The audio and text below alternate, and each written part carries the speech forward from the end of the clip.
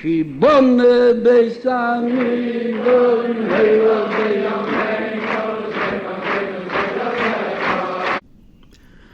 Olá, gente. Shalom, shalom a todos. Estamos iniciando o nosso estudo diário das 7 leis. Hoje é dia 20 do mês de Sivan, do ano de 5.784, quarto dia da semana.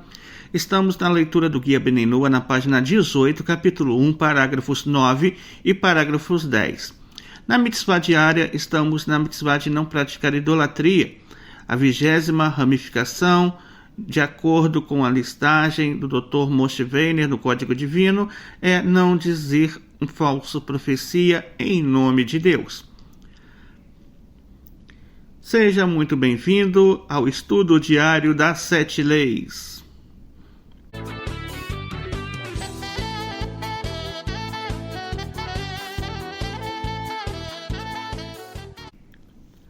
Para começar o estudo diário das 7 leis de hoje, vamos abrir o nosso Guia Bnei Noa na página de número 18, capítulo 1, parágrafos 9 e parágrafos 10.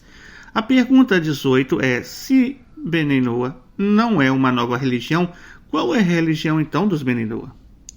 O Rav Yaakov Wigrenstad responde essa pergunta no Guia Bnei Noa na página 18, no parágrafo 9 e 10, e diz o seguinte: podemos dizer que um Ben Noa não é um judeu, porém segue o judaísmo, pois o modo de vida Ben Noa é a forma como a religião judaica se relaciona com todos os povos.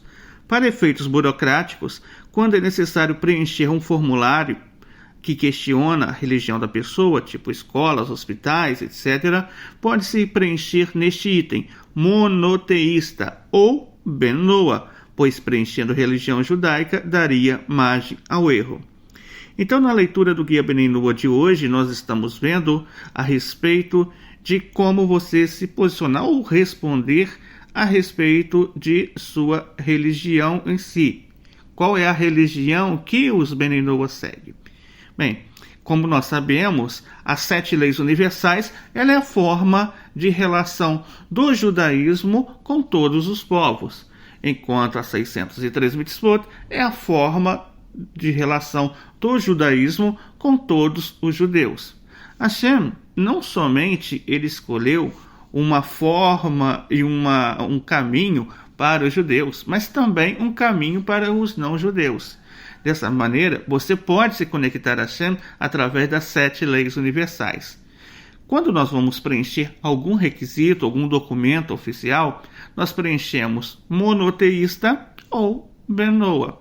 Então, dessa forma, estaremos dando uma resposta correta para esse questionamento e essa pergunta.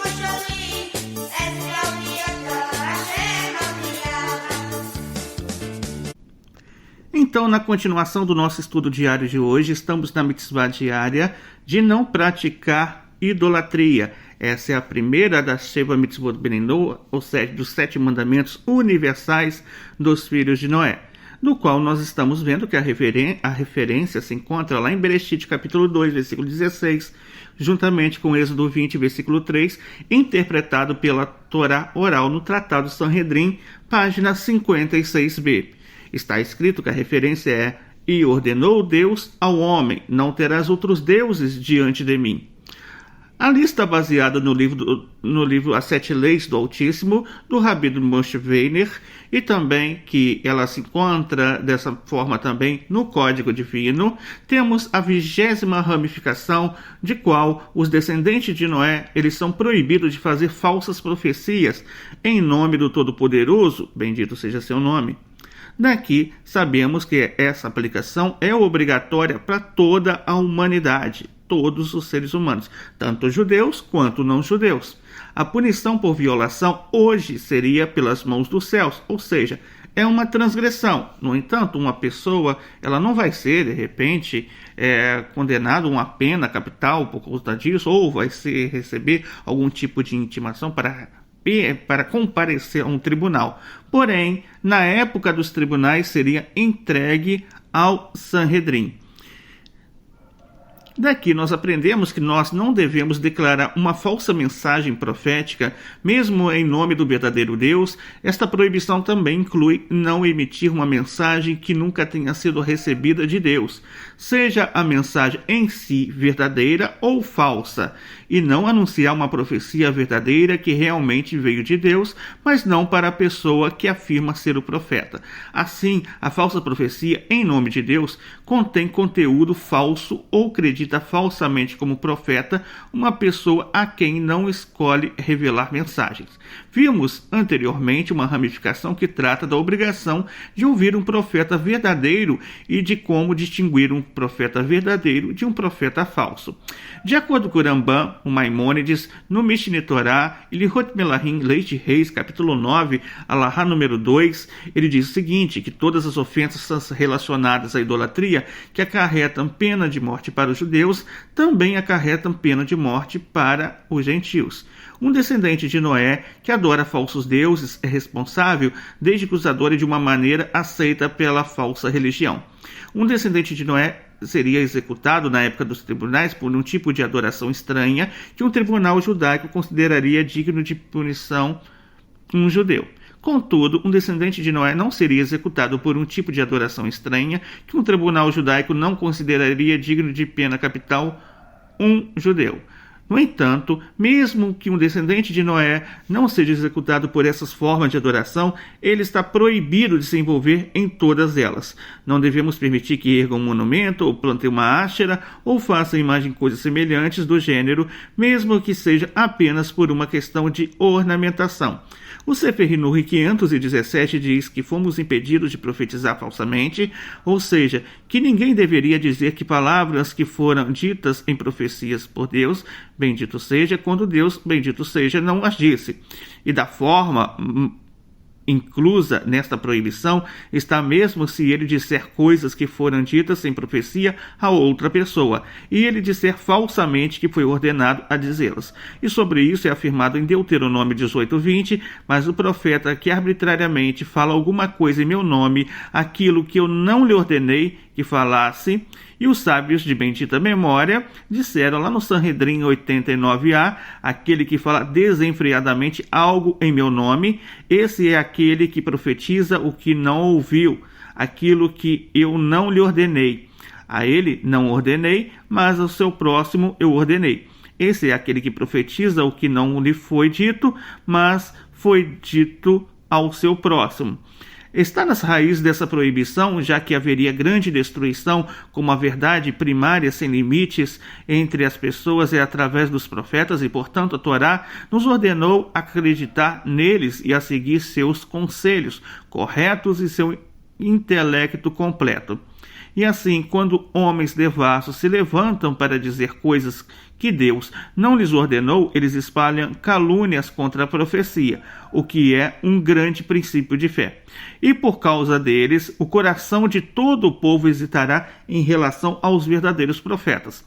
E há uma grande destruição também se uma pessoa diz o que foi ordenado a outra pessoa, como em que esta pessoa diz que é profeta e isto lhe foi ordenado. E vemos que suas palavras são válidas como as palavras dos verdadeiros profetas.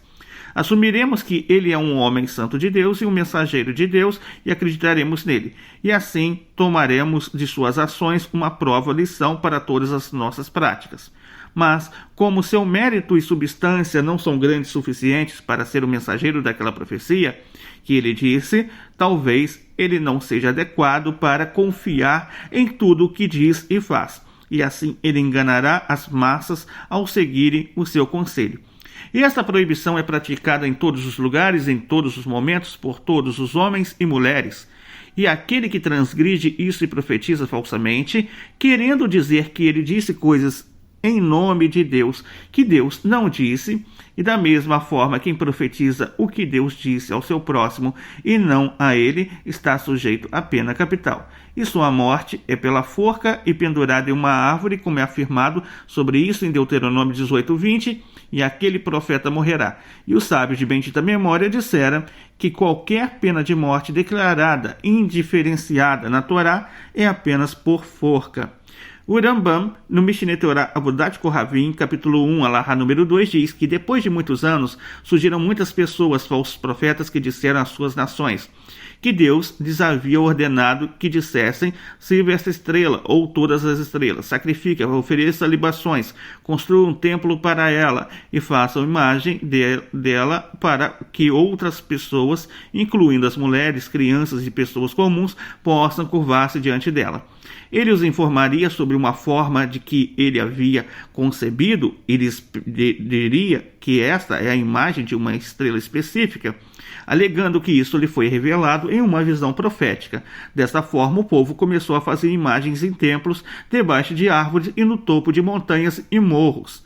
As pessoas se reuniam e se curvavam diante deles, e os falsos profetas diziam: esta imagem é a fonte do benefício ou do dano, é apropriado servi-lo e temê-lo. Os seus sacerdotes lhe diziam: este serviço permitirá que vocês se multipliquem e tenham sucesso.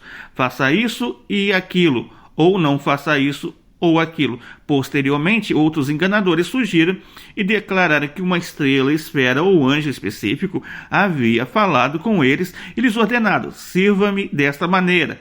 Ele então relataria um modo de serviço, dizendo-lhes: faça isso e não faça isso.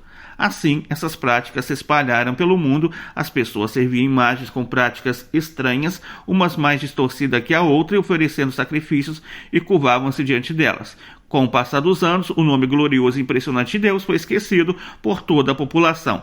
Isso não fazia mais parte dele, e sua fala ou pensamento, e eles não conheciam mais. Assim, todas as pessoas comuns, as mulheres e as crianças, conheciam apenas a imagem de madeira e pedra e os templos de pedra aos quais foram treinados desde a infância para se curvarem e servirem, e em cujo nome juraram. Os sábios, entre eles, pensariam que não existe outro Deus além das estrelas e esferas, por amor de quem e em semelhança de quem as quais eles fizeram nessas imagens. A rocha eterna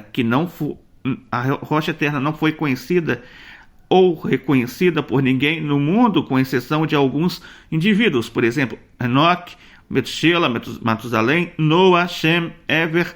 O mundo continuou desta forma até que o pilar do mundo, o patriarca Abraham, nasceu. Então o Rambam aqui ele destaca um ponto importante do qual as pessoas começaram a praticar idolatria durante muito tempo. E dessa forma se afastaram através do serviço dos falsos profetas e se multiplicaram naquela geração. Dessa maneira, muitos falsos profetas enganaram as pessoas. Somos totalmente proibidos de qualquer forma de falsa profecia.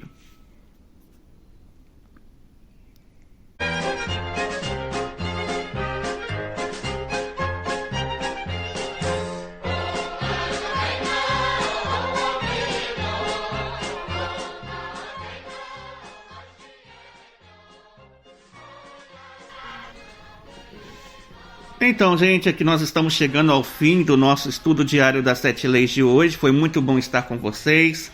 Foi bem rápido, mas amanhã tem mais. Que a Hashem possa dar muitas bênçãos a todos vocês e um ótimo dia. Shalom, shalom a todos.